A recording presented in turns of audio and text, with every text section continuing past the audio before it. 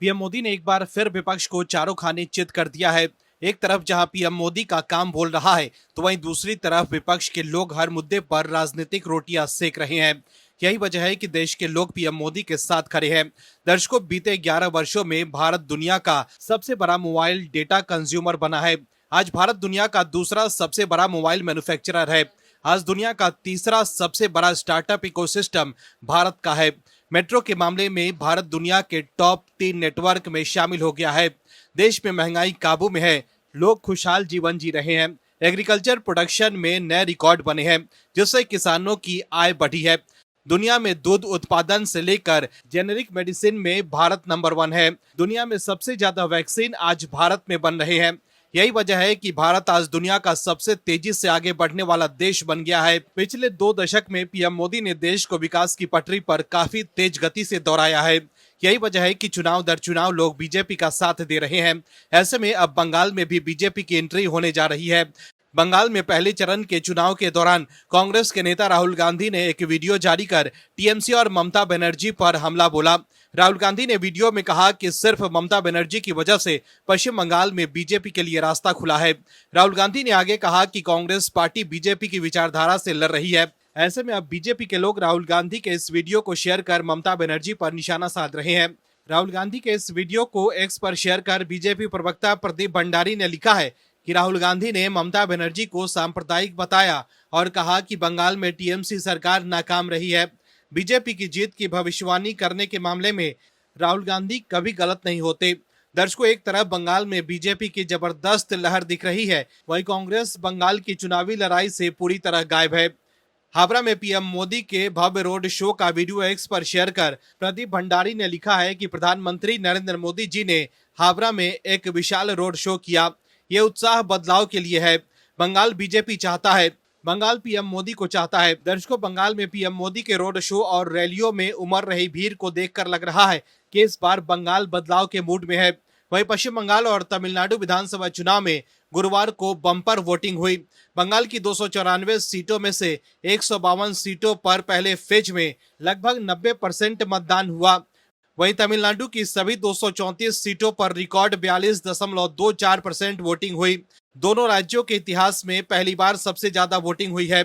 चुनाव आयोग के ये आंकड़े शाम 5 बजे तक के हैं। वहीं आगे इनमें बदलाव हो सकते हैं। वहीं वोटिंग के बाद ममता बनर्जी ने कहा कि बंगाल की जनता ने एसआईआर के विरोध में बम्पर वोटिंग की है, लेकिन आप दर्शक मानते हैं कि बंगाल में बदलाव के लिए मतदान हुआ है और इस बार बंगाल में बीजेपी की सरकार बन सकती है? तो कमेंट में यस और बीजेपी जरूर लिखे, ताकि विपक्ष को साफ संदेश जाए कि देश और बंगाल के लोग बीजेपी के साथ है। इस खबर में आगे आपको बताएंगे सब कुछ डिटेल में, तो बने रहिए हमारे साथ अंत तक और देखिए हमारी ये खास रिपोर्ट। साथ ही आप दर्शकों से विनम्र निवेदन है कि अगर अब तक आपने चैनल को सब्सक्राइब नहीं किया है तो अभी कर लीजिए, साथ ही बेल आइकॉन भी दबाएं। दर्शकों, बंगाल में बम्पर वोटिंग के बाद सीएम ममता बनर्जी ने कहा है कि मुझे किसी पद में कोई दिलचस्पी नहीं है, मैं सिर्फ केंद्र में बीजेपी सरकार का अंत चाहती हूं। वहीं पश्चिम बंगाल में पहले चरण के चुनाव में बीजेपी के प्रदर्शन को लेकर शुभेंदु अधिकारी ने कहा है कि चुनाव आयोग सफल रहा, शांतिपूर्ण चुनाव हुआ। मेरी जानकारी में 90% वोटिंग हुई है। हम पहले फेज में 125 सीट जीतेंगे। मुस्लिम वोट तो पहले ही कंसोलिडेट हो गया था, लेकिन नतीजों के बाद देखना कि 85% हिंदू आपको बीजेपी के साथ दिखेगा। दूसरा फेज हमारे लिए मुश्किल नहीं है, बस गुंडागर्दी को काबू में करना होगा। इलेक्शन कमीशन पहले फेज के बाद 100% कर पाई। वहीं शिवसेना यूबीटी सांसद संजय राउत ने पश्चिम बंगाल और तमिलनाडु विधानसभा चुनाव को लेकर कहा है कि ये दोनों चुनाव लोकतंत्र, लोगों के अधिकार और संविधान के लिए बहुत महत्वपूर्ण है। संजय राउत ने कहा कि जिस तरह से बीजेपी और केंद्र की उसकी सरकार ने पश्चिम बंगाल में एक तरह की गुंडागर्दी, हजारों जवानों को वहां उतारा, मुझे तो लगता है कि वहां वोटर्स कम और पुलिस ज्यादा हो गए हैं। वहीं बीजेपी अध्यक्ष नितिन नवीन ने विपक्ष पर महिला आरक्षण को लेकर बहुत बड़ा हमला बोला है। उन्होंने कहा कि पीएम मोदी का विरोध करते करते विपक्ष ने महिलाओं और देश की आधी आबादी का विरोध करना शुरू कर दिया है। वहीं कांग्रेस ने फैसला किया है कि वो लोकसभा और विधानसभाओं में महिलाओं के लिए आरक्षण में अन्य पिछड़े वर्ग ओबीसी के लिए कोटा सुनिश्चित करने की मांग को राष्ट्रीय स्तर पर पुरजोर तरीके से उठाएगी और इसे एक राष्ट्रीय विमर्श बनाने का प्रयास करेगी। वहीं सांसद पप्पू यादव के महिलाओं पर दिए गए आपत्तिजनक बयान को लेकर विवाद गहरा गया है। उनके बयान पर ऑल इंडिया कांग्रेस की अध्यक्ष अलका लांबा ने कड़ी आपत्ति जताई और इसे महिलाओं के प्रति अपमानजनक बताया। अलका लांबा ने कहा कि पप्पू यादव ने किस सोच के तहत ऐसा बयान दिया है, ये वही बेहतर बता सकते हैं। अलका लांबा ने साफ शब्दों में कहा कि ये टिप्पणी बेहद आपत्तिजनक है और इससे महिलाओं की भावनाओं को ठेस पहुंची है। जनरल नरवणे ने खुद उस प्रोपेगेंडा को सिरे से खारिज कर दिया जिसे राहुल गांधी उनके नाम पर फैला रहे थे। दरअसल लोकसभा में राष्ट्रपति के अभिभाषण पर धन्यवाद प्रस्ताव की बहस के दौरान बड़ा सियासी हंगामा देखने को मिला।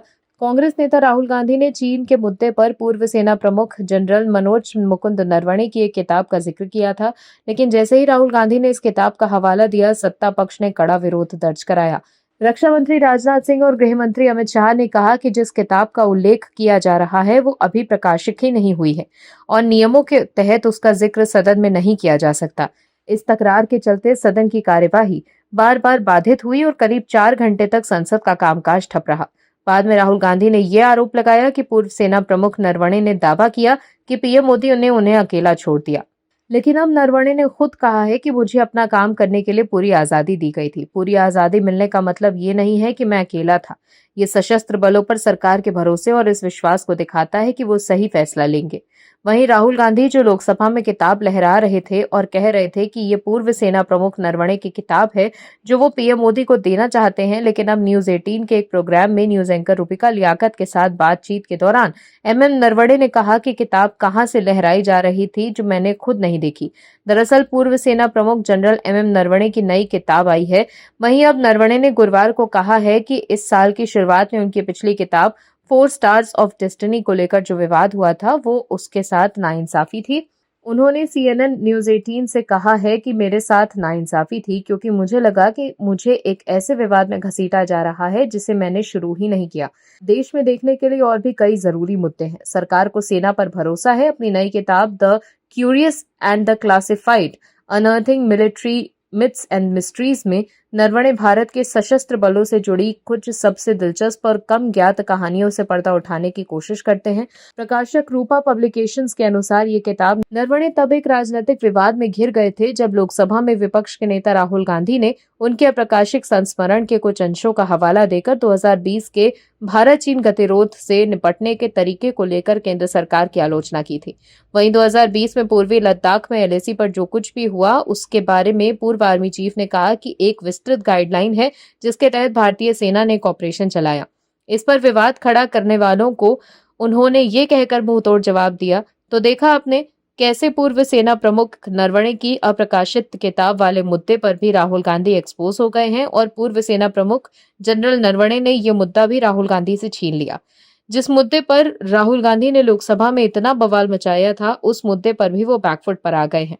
वही पूर्व सेना प्रमुख नरवणे ने साफ कहा है कि सरकार को सेना पर पूरा भरोसा है, इसीलिए सरकार और पीएम मोदी ने सेना को फ्री हैंड दिया था ताकि सेना के शीर्ष अधिकारी अपने हिसाब से फैसला ले सकें। कृष्णनगर में रैली को संबोधित करते हुए पीएम मोदी ने कहा कि बंगाल से मिली जानकारियां संकेत दे रही है कि हवा बदल रही है। जहां भी मतदान अधिक हुआ बीजेपी को जीत मिली। उन्होंने कहा है कि मैं बंगाल के मतदाताओं को मताधिकार का प्रयोग करने के लिए बधाई देता हूं।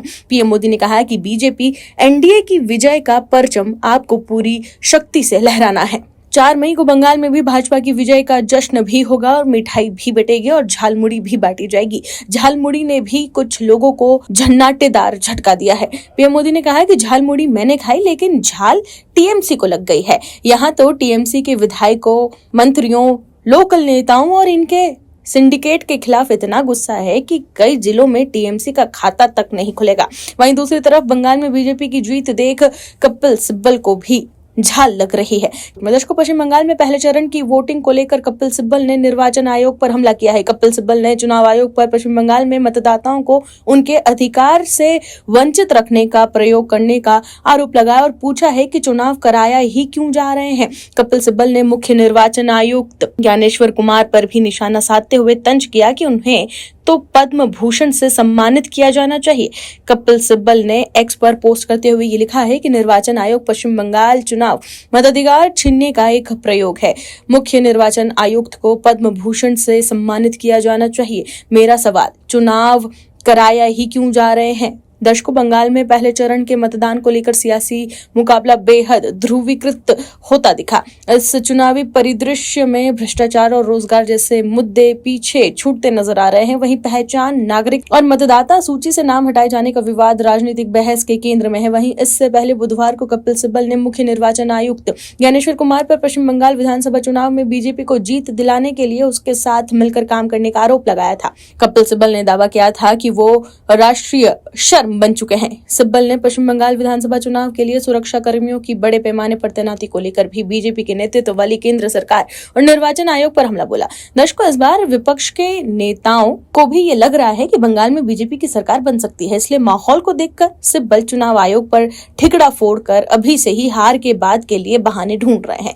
वहीं नंदीग्राम और भवानीपुर विधानसभा सीटों से भाजपा उम्मीदवार शुभेंदु अधिकारी ने मीडिया से बात करते हुए ये दावा किया है कि मृतक वोटर, फर्जी वोटर और घुसपैठियों के नाम मतदाता सूची में नहीं है तो ममता बनर्जी के जीतने की कोई संभावना नहीं है। दर्शकों, कपिल सिब्बल चुनाव आयोग पर निशाना साध रहे हैं, लेकिन ममता सरकार पर क्यों कुछ नहीं बोल रहे हैं। लेकिन सुप्रीम कोर्ट से जो खबर सामने आई है वो कपिल सिब्बल को आईना दिखाने के लिए काफी है। दरअसल ईडी की छापेमारी में दखल अंदाजी के लिए सुप्रीम कोर्ट ने पश्चिम बंगाल की मुख्यमंत्री ममता बनर्जी की आलोचना की है। एजेंसी की याचिका पर सुनवाई करते हुए सुप्रीम कोर्ट ने कहा है कि संविधान निर्माताओं ने ऐसी स्थिति की कल्पना भी कभी नहीं की होगी। कभी कोई मुख्यमंत्री जांच के बीच में दखल देने पहुंच सकता है। ये लोकतंत्र को खतरे में डालने जैसा। Justice Prashant Kumar Mishra, justice NV Anjaria की बेंच ने सुनवाई के दौरान सख्त टिप्पणी करते हुए ये भी कहा कि इसे राज्य बनाम केंद्र का मामला बनाने की कोशिश नहीं होनी चाहिए। ये सब कुछ शुरू हुआ एक व्यक्ति विशेष के चलते जो सहयोग से राज्य की मुख्यमंत्री है। वहीं ईडी अधिकारियों के सीधे सुप्रीम कोर्ट आने पर सवाल उठ रहे हैं। राज्य सरकार के वकील को सुप्रीम कोर्ट ने आड़े हाथों लिया। कोर्ट ने कहा कि हमें पता है कि वो कैसी स्थिति है। SIR का काम कर रहे जजों को भी बंधक बना लिया गया और आप कह रहे हैं कि ईडी को स्थायी मजिस्ट्रेट के पास जाना चाहिए था। वहीं सुप्रीम कोर्ट ने ईडी की जांच में हस्तक्षेप पकड़ने को लेकर ममता बनर्जी की कड़ी आलोचना की है। प्रशांत किशोर के राजनीतिक सलाहकार फर्म IPAC के दफ्तर में छापेमारी के दौरान ममता बनर्जी के वहां जाने को लेकर शीर्ष अदालत ने 2 टूक शब्दों में ये कहा है कि एक मुख्यमंत्री का जांच के बीच में चले जाना लोकतंत्र के लिए गंभीर खतरा है। सुप्रीम कोर्ट ने यह भी कहा है कि देश के कानून बनाने वालों ने कभी सोचा भी नहीं होगा कि एक दिन ऐसा भी आएगा जब कोई मुख्यमंत्री खुद जांच रोकने के लिए दफ्तर में घुस जाएगा। लेकिन इस मामले को लेकर कपिल सिब्बल चुप्पी साध लेंगे। दर्शकों, आपको बता दें कि दिल्ली हाईकोर्ट ने एक जनहित याचिका पर सुनवाई करते हुए गुरुवार को पूर्व सीएम अरविंद केजरीवाल को नोटिस जारी किया है। दरअसल दिल्ली हाईकोर्ट ने कोर्ट की कार्रवाई का वीडियो सोशल मीडिया पर वायरल होने के मामले में सख्त रुख अपनाते हुए आम आदमी पार्टी के संयोजक अरविंद केजरीवाल को नोटिस जारी किया है। अदालत ने साफ कहा है कि न्यायिक प्रक्रिया की गरिमा बनाए रखना बेहद जरूरी है और किसी भी तरह की अनधिकृत रिकॉर्डिंग या प्रसारण स्वीकार नहीं किया जाएगा। कोर्ट ने सूचना मंत्रालय को भी पक्षकार बनाया है। साथ ही सुनवाई से जुड़े सभी लिंक हटाने का निर्देश भी दे दिया है। एक दिन पहले ये मामला चीफ जस्टिस की बेंच में लिस्ट था, लेकिन जस्टिस तेजस करिया ने इस मामले की सुनवाई से खुद को अलग कर लिया। इसके बाद इसे जस्टिस V कामेश्वर राव और जस्टिस मनमीत अरोड़ा की बेंच में रखा गया। वहीं अब दिल्ली हाई कोर्ट ने गुरुवार को एक बड़ा फैसला सुनाते हुए अरविंद केजरीवाल और पत्रकार रवीश कुमार समेत कई नेताओं द्वारा साझा किए अदालती कार्रवाई के वीडियो को सोशल मीडिया से हटाने का निर्देश दिया है। कोर्ट ने स्पष्ट कहा है कि बिना अनुमति के कार्यवाही रिकॉर्ड करना और उसे प्रचारित करना नियमों का उल्लंघन है। अदालत ने मेटा यानी फेसबुक, इंस्टाग्राम, यूट्यूब और X को उन सभी लिंक को हटाने का आदेश दिया है जिनमें 13 अप्रैल की सुनवाई की अवैध रिकॉर्डिंग मौजूद है। जस्टिस V कामेश्वर राव और जस्टिस मनमीत प्रीतम सिंह अरोड़ा की बेंच ने वकील वैभव सिंह की जनहित याचिका पर यह आदेश दिया। याचिका में आरोप लगाया गया था कि जब अरविंद केजरीवाल ने जस्टिस वनकांता शर्मा की अदालत में खुद अपनी दलीलें दी थी, उस हिस्से को अवैध रूप से रिकॉर्ड किया गया। इसके बाद इसे एक सोची समझी साजिश के तहत सोशल मीडिया पर फैलाया गया ताकि न्यायपालिका की छवि खराब की जा सके और राजनीतिक एजेंडा सीधा और साधा जा सके। वहीं सुनवाई के दौरान कोर्ट ने गूगल और मेटा से पूछा कि क्या वो उन लोगों की पहचान कर सकते हैं जिन्होंने सबसे पहले ये वीडियो अपलोड किया था। मेटा के वकील ने कहा है कि वो IP एड्रेस और मोबाइल नंबर जैसी जानकारी दे सकते हैं। कोर्ट ने साफ लहजे में ये कहा है कि IT नियमों के तहत ये सोशल मीडिया प्लेटफॉर्म्स की जिम्मेदारी है कि वो कानून का उल्लंघन करने वाली सामग्री को खुद रोके। कोर्ट ने निर्देश दिया है कि यदि याचिकाकर्ता भविष्य में भी ऐसे किसी वीडियो का लिंक देता है तो उसे तुरंत हटा दिया जाए। दरअसल दिल्ली हाई कोर्ट के वीडियो कॉन्फ्रेंसिंग रूल्स 2025 के अनुसार बिना अनुमति के अदालत की कार्यवाही रिकॉर्ड करना या उसे प्रकाशित करना दंडनीय अपराध है। याचिकाकर्ता का दावा है कि केजरीवाल और आम आदमी पार्टी के नेताओं के साथ साथ रवीश कुमार ने भी इस वीडियो को साझा कर कोर्ट की अवमानना की है।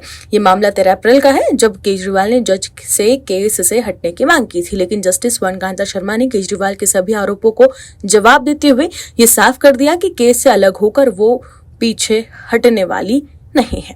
केजरीवाल को जवाब देते हुए जस्टिस वर्णकांता शर्मा ने कहा कि अदालत का कक्ष धारणाओं का मंच नहीं हो सकता। अगर ये अदालत बिना किसी ठोस कारण के इस मामले से हटती है तो इससे उन आरोपों को महत्व मिल जाएगा जिनका कोई आधार नहीं है। वहीं दिल्ली आबकारी नीति मामले में जस्टिस वर्णकांता शर्मा ने खुद को सुनवाई से अलग रखने की मांग वाली अरविंद केजरीवाल की याचिका को दिल्ली हाईकोर्ट द्वारा खारिज किए जाने पर आप सांसद संजय सिंह ने हैरानी जताई है। दर्शकों, आपके नेता सोच रहे थे कि जस्टिस शर्मा को टारगेट कर वो बच जाएंगे, लेकिन हाई कोर्ट से केजरीवाल के लिए लगातार बुरी खबर सामने आ रही है। Bureau report OMH news. आप दर्शकों से विनम्र निवेदन है कि चैनल को सब्सक्राइब जरूर करें